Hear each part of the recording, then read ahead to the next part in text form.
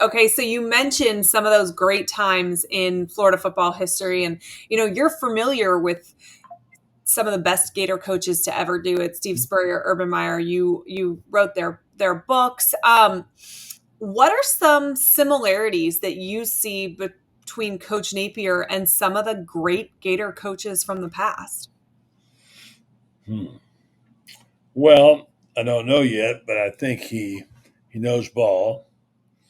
I think he knows ball plays. I think he has good instincts, which is very important, which is Spurrier's was golden about things like that.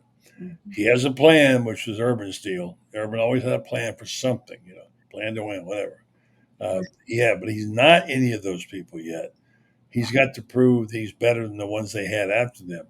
And, we're still trying to get rid of the ghost of Dan Mullen, and other players, other coaches have come there and disappointed. I, I think I think he's got good character. I mean, here's one thing: we're not talking about players on the jail on the blotter, like we were a couple years ago. We're not getting guys arrested every day. Good conduct counts for something. Yeah. Yeah, they blew their NIL deal, but I think they rallied and they come back, and now I think they filled those holes. Hmm. I see progress. I think they didn't panic, which is cool. I want to see. I hope he can hold that serve because that's what they're going to need. If they start losing, it's going to be a long year.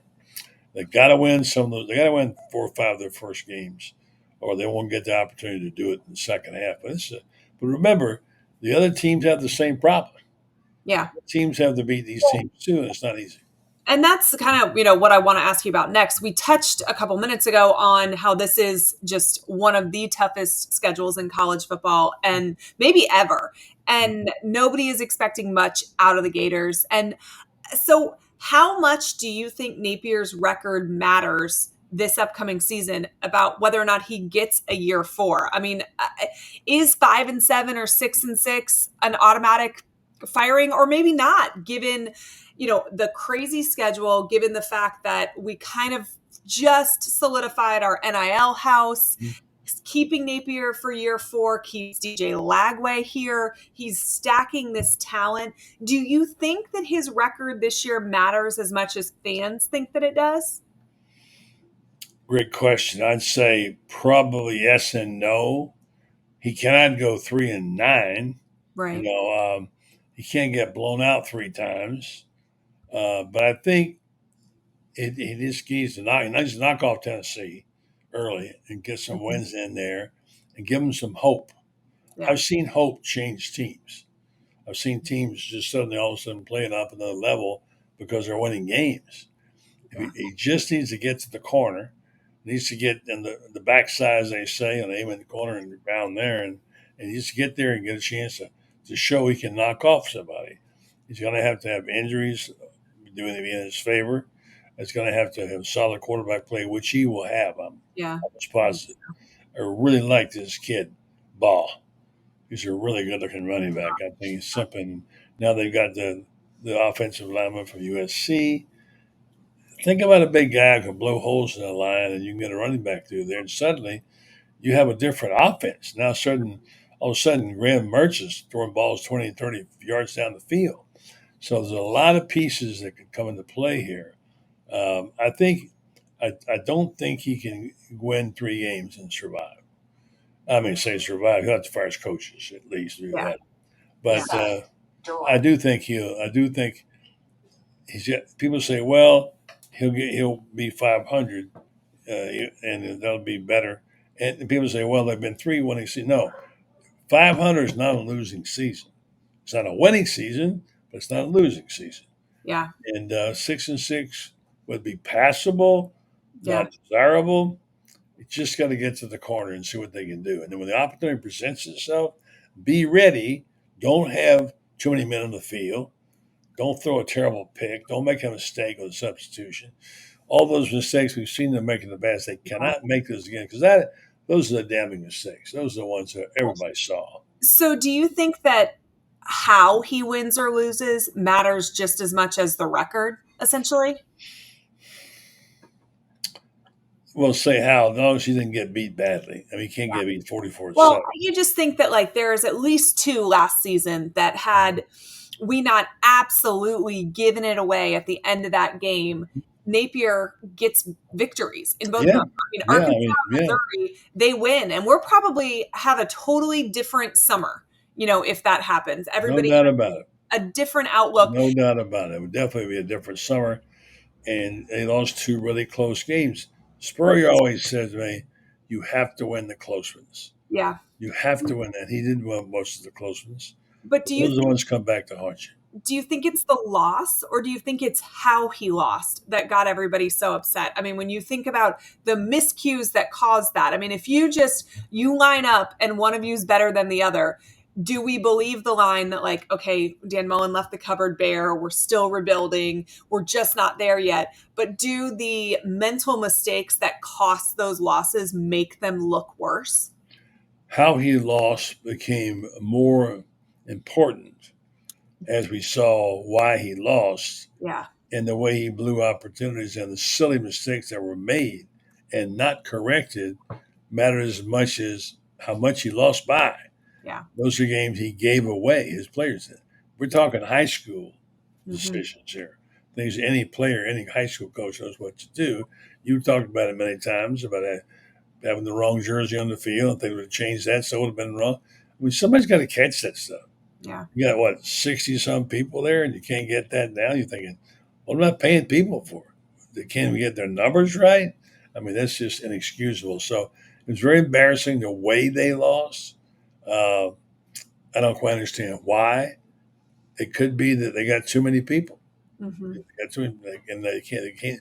They say what's it take? One person for every four or five to manage. Hmm. Those people. Yeah. Well, I mean, that's the thing. You may have a lot of players, but you also take a lot of people to manage. So I don't know.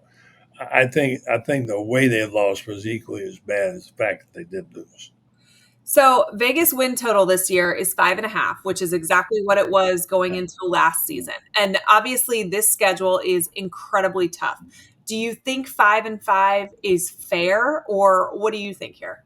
I mean, I don't want to make that pick right now. I just don't want to make it. I mean, I'm not afraid to. I'm not going to dodge and run and hide, and I'm going to make my pick and be and stand behind it. But if what I think is going to happen happens, and this running game really improves as much as it could with the running backs they have in the offensive line, it's a different thing when you can run the football and control the game.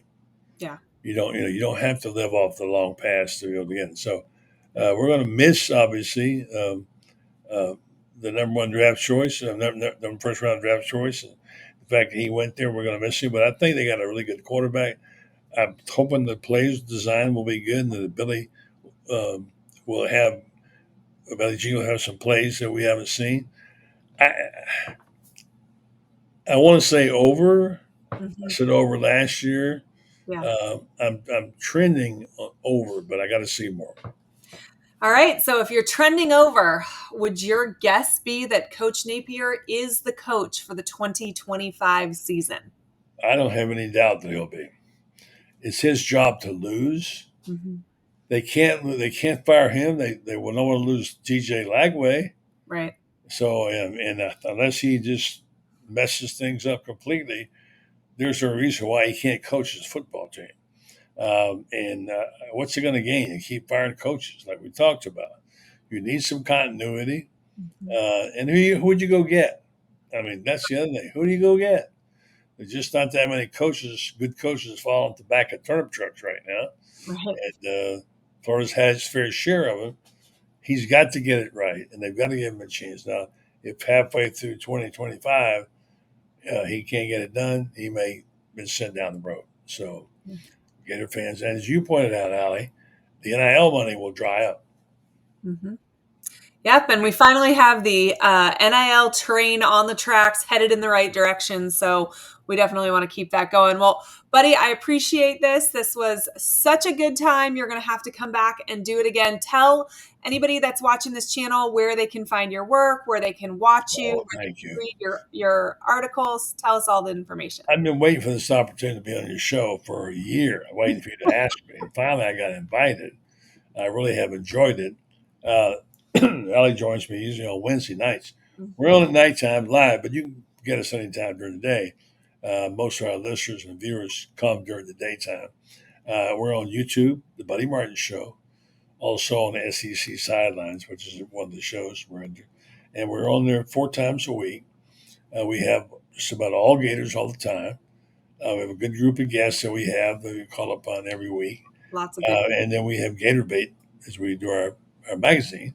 We write, we have pieces there by Fransberry, myself.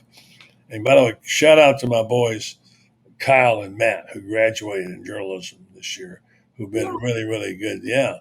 They've been great contributors, and I'm going to miss them, but I'm really proud of them. So, by the way, we're also looking for replacements. So let us know if you There you think go. you can write sports like Allie. By the way, you owe me a story one day. I know, I do. I owe you a story. I'm I can't complain given what you're doing there. So, but no, I would look forward to having a piece and on you as a legacy. I think about how wonderful it is. I tell people all the time, and I get a lot of people who compliment you on your work, Allie. So keep up the good stuff and keep it going. And how do you do it anyway? How do you do it? oh, well, we have a saying in our house that we're going to sleep when we're dead. That's that's the Wilbur House motto. But when you love something, when you're passionate about it, it's not work, right? You figure it But out. it really does need to necessitate the fuel to be able to keep going. You do it because you love it, and that's what shows in your work is that you're very passionate, you're knowledgeable about it, you do a lot of good homework on it, and I love hearing your thoughts and hearing your reporting, and I love Wednesday night, and I love having you back here. Now I made it on the Alley Peak Wilbur Show. Wow, I can put that on my resume. Oh, your resume. That is going to be a very small footnote at the very bottom. But I do appreciate it. And I will see you on Wednesday night. Looking forward to it. Thanks for having me on, Allie. Thanks, buddy.